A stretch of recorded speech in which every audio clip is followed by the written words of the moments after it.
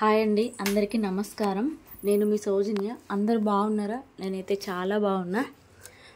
ఈరోజైతే మార్నింగ్ లేచేసరికి 5:30 అలా అయింది. డైలీ 5 వరకే లేచేస్తా, కానీ అలారం పెట్టుకున్నా కానీ ఒక్కొక్కసారి ఏంటో వినిపించదు. అసలు వినిపించలేదు. లేచేసరికి 5:30 అయింది. అసలు 5:30 అవుతుందని చాలా టెన్షన్ అయిపోయింది. ఎందుకంటే పాపని స్కూల్కి పంపించాలి కదా. 7 వరకు మొత్తం వంట కంప్లీట్ కావాలి. 8 వరకు తను వెళ్ళిపోవాలి. ఇంకా లేచేసిన 5:30కి లేచేసిన తర్వాత బయట అయితే వాకిలి మొత్తం ఊడ్చేస్తున్నా. పల్లెటూరులో అసలు వెదర్ చాలా బాగుంటుంది కదా. మార్నింగ్ అయినా ఈవినింగ్ అయినా పల్లెటూరులో ఉన్నట్టు ఎంతైనా సిటీలో ఉండదు కదా వెదర్. మాకైతే చాలా బాగుంటుంది మా ఊర్లో. మా ఇంటి ముందు నుండి మేము ఫస్ట్ ఫ్లోర్లో ఉంటాం. మాది 2 ఫ్లోర్స్ ఉంటుంది. అసలు మా ఇంటి ముందు నుండి చూస్తే మా ఇంటి ముందు ఇట్లా గుట్టలు కనిపిస్తాయి. ఎంత బాగుంటుందో. ఈవినింగ్ టైంలో వర్షం పడేటప్పుడు చూస్తూనే ఉండిపోవాలనిపిస్తుంది. బయట అయితే ఇక మొత్తం ఊడ్చేసుకున్నా, లోపల కూడా ఊడ్చేసుకున్నా. డైలీ మా పాప లేచేసరికి పని మొత్తం కంప్లీట్ చేసుకోవాలి. ఎందుకంటే ఇద్దరు కదా, ఎవరు లేచినా అసలు మొత్తం నా చుట్టూనే ఉంటారు. ఏ పని చేయనివ్వరు. వాళ్ళు లేచేసరికి కంప్లీట్ కావాలి.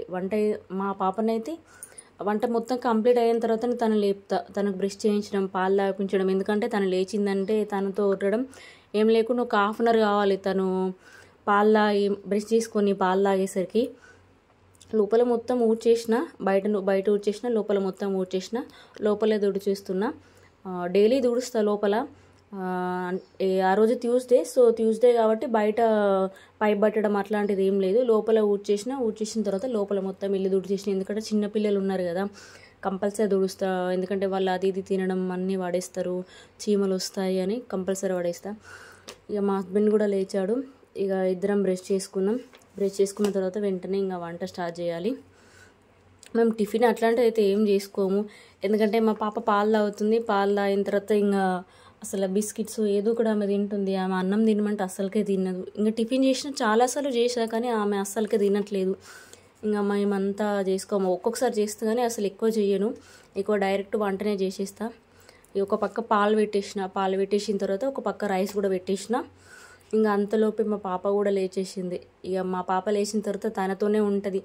ఏం లేకుండా ఒక 20 మినిట్స్ దాకా తనని ఎత్తుకొని బ్రష్ చేయాలని చెప్పాలి. ఆమె లేవ్వదు. ఆమెకు మార్నింగ్ అసలు ఇవ్వాలని అనిపించదు. పడిపోతూనే ఉంటుంది నా మీద. అట్లనే ఉంటుంది. డైలీ తనతోటే అవుతుంది. అందుకే తను లేచేసరికి వంట కంప్లీట్ చేసుకోవాలి. కాకపోతే ఈరోజు అసలు వంటని కంప్లీట్ కాలేదు. అంతలోపే తను లేచేసింది. ఇక తనకు ఎలాగాలో నచ్చ చెప్పి బ్రష్ చేయాలి, తర్వాత పాలు తాగాలి అని చెప్పేసిన. తను చూస్తుంది, వీడియో తీస్తుంది. మా మమ్మీ అని చూస్తుంది. నన్ను తీస్తున్నావు మమ్మీ అని అంటుంది. నాకు చాలా నవ్వొచ్చింది తను అక్కడ చూస్తూ ఉంటే.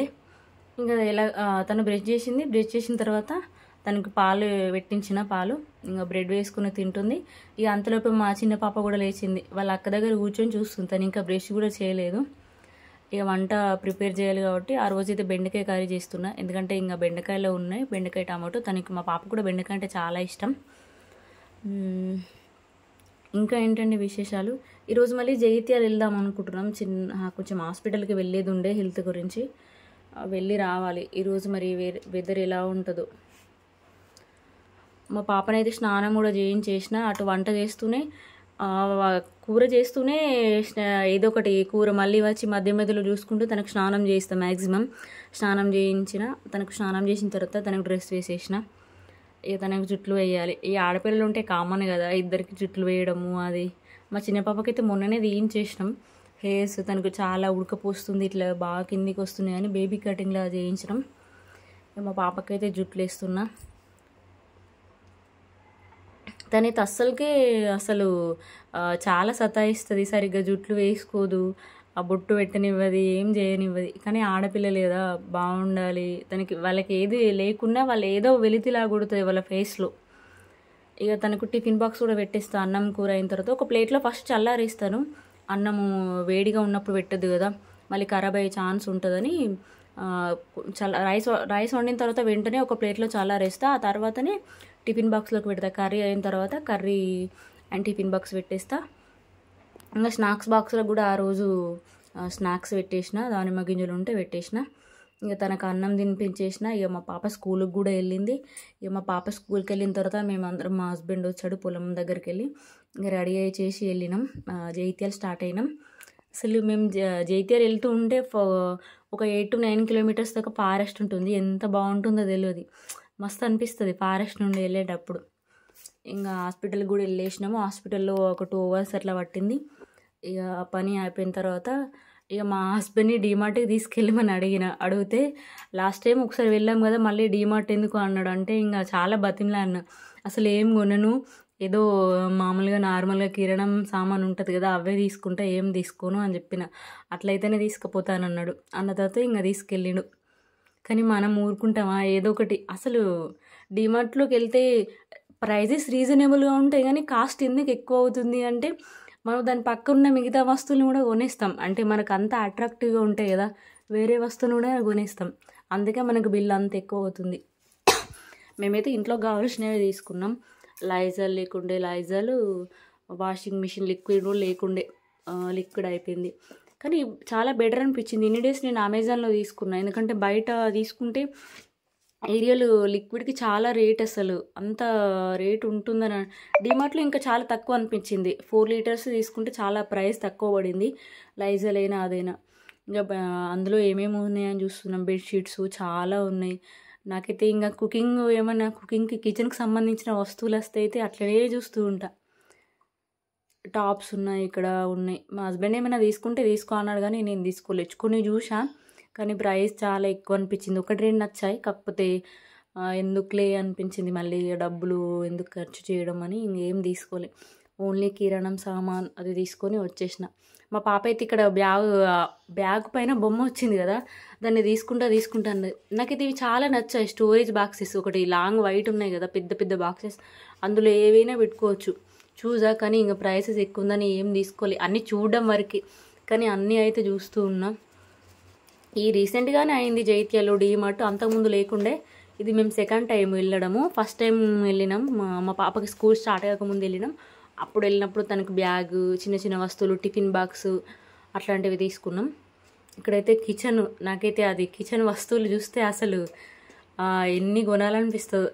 నార్మల్గా ఏదైనా కంట్రోల్ చేసుకుంటా, అంటే ఎక్కడికి వెళ్ళిన డ్రెస్సెస్ అయినా సారీస్ అయినా ఏది కొనకుండా ఉండమన్నా ఉంటా. కానీ ఏంటో కిచెన్ సామాన్లు యూస్ చేసేసరికి అసలు నాకు కొనకుండా ఉండాలనిపించదు.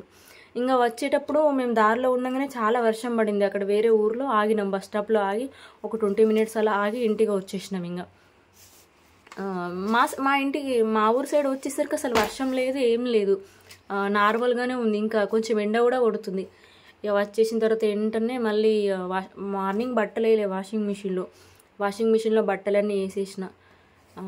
అంటే మా పాప స్కూల్ డ్రెస్ మాత్రం వాషింగ్ మిషన్లో వేయను, ఎందుకంటే ఎందుకో ఏమో తొందరగా ఖరాబ్ అవుతుందని అనిపిస్తుంది. ఎంతైనా మనం పిండినట్టు ఉండదు.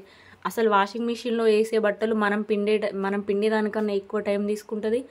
మళ్ళీ తొందరగా, అంటే ఒక 3 years వచ్చేవి ఒక 2 years అట్లా వస్తాయి వాషింగ్ మిషన్ లిక్విడ్లు, కానీ వాషింగ్ మిషన్లో వేస్తే. కానీ ఎందుకు వేయడము అని అంటే కొన్ని డేస్ అయితే మా పిల్లలు పెద్దవరితో నేనే విండేసుకుంటా. కాకపోతే ఇప్పుడు వాళ్ళు చిన్న ఉన్నారు కాబట్టి బట్టలు విండనివ్వరు అస్సలకి. 1-2 విండడానికి చాలా సతాయిస్తారు. మా చిన్న పాప ఎప్పుడు నా వెనకాలే ఉంటుంది. మా పాప స్కూల్ డ్రెస్ ఒకటి ఉండే, అదైతే విండేసిన, అది వెయ్యను, తొందరగా ఖరాబ్ అయిపోతుందేమో. మొన్ననే తీసుకున్నాం, తను స్కూల్కి వెళ్తే రీసెంట్, కానీ అది వేయలేను. ఇంకా కొన్ని బట్టలు కూడా మడత వేసేటివి ఉండే, అవి కూడా మడత పెట్టేసిన. ఇక మళ్ళీ కామన్ కదా అసలు ఆడవాళ్ళకి ఏ రోజైనా కానీ మన ఇంటి పని మాత్రం మళ్ళీ కామన్గా ఉంటుంది. మళ్ళీ నూకేస్తున్నా. మా పాపను చూసి ఇలా వెనకాల నా డ్రెస్ ఎట్లా పట్టుకుందో, తను ఏ పనైనా చెయ్యని అసలు నా డ్రెస్ మాత్రం అట్లనే పట్టుకొని ఉంటుంది, నా వెనకాలే వస్తూనే ఉంటుంది. నవ్వొస్తుంది ఒక్కొక్కసారి. బయట మొత్తం పెన్సిల్స్ అని పడేసింది. అయినా అంతే కదా, చిన్నపిల్లలు ఉన్న వాళ్ళ ఇంట్లో మొత్తం అన్నీ ఎక్కడెక్కడ పడిపోతూనే ఉంటాయి. అసలు నూకడము, వాళ్ళు మళ్ళీ ఏదో ఒకటి వాడేయడము. నాకేమో అస్సలకి నూకకుండా ఉండబుద్ధి కాదు. అక్కడ ఏది పడ్డా మళ్ళీ వెంటనే నూకేస్తాను. మా పాప మొత్తం పెన్సిల్స్ అన్నీ పడేసింది, వాటిని అన్నీ తీసి మళ్ళీ ఇంట్లో మొత్తం అంతా నూకేస్తున్నా. మా పెద్ద పాప కూడా స్కూల్ నుండి వస్తుంది. తను వచ్చేసరికి తొందరగా రావాలని తొందరగా డీమార్ట్లో తొందరగా అన్నీ చూసి ఏవో కొంచెం అవసరమైన ఏముందో కొని వచ్చేసినాం. మా పాప కూడా వచ్చేసింది స్కూల్ నుండి. ఇంకా చెట్లకు కూడా మార్నింగ్ వాటర్ పోయాలి, సో చెట్లకు కూడా వాటర్ పోసేసిన. మా పాప వచ్చింది, తనకు డ్రెస్ చేంజ్ చేసిన. తనకి ఇంకా అసలు మా పాప వచ్చిన తర్వాత మ్యాక్సిమం తినదు. వచ్చిన తర్వాత వెంటనే కొంచెం అమ్మ ఆకలి వేస్తుంది అన్నది. తనకు అన్నం కల్పించేసిన, తన స్పూన్ తోటి తింటుంది. మా చిన్న పాప అయితే నేను ఎటు వెళ్తాడు, నేను ఎక్కడికి వెళ్తే అక్కడికి, ఈ రూమ్ నుండి ఆ రూమ్కి తను వస్తూనే ఉంటుంది. ఇంకా టీ పెట్టేస్తున్నాయి. ఇక మా హస్బెండ్ కూడా వస్తాడు. ఇక అంటే మా పిల్లలకైతే ఏం పోయాం, మేము టీ తాగుతాం. అదేంటో టీ తాగకపోతే అస్సలకి నాకైతే అసలు ఆ మనసునే పట్టది.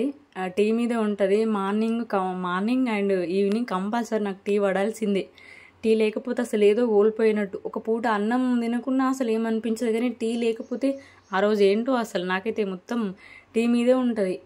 ఇక బోళ్ళు కూడా ఉన్నాయి, బోళ్ళు కూడా అన్నీ తోమిస్తున్నా.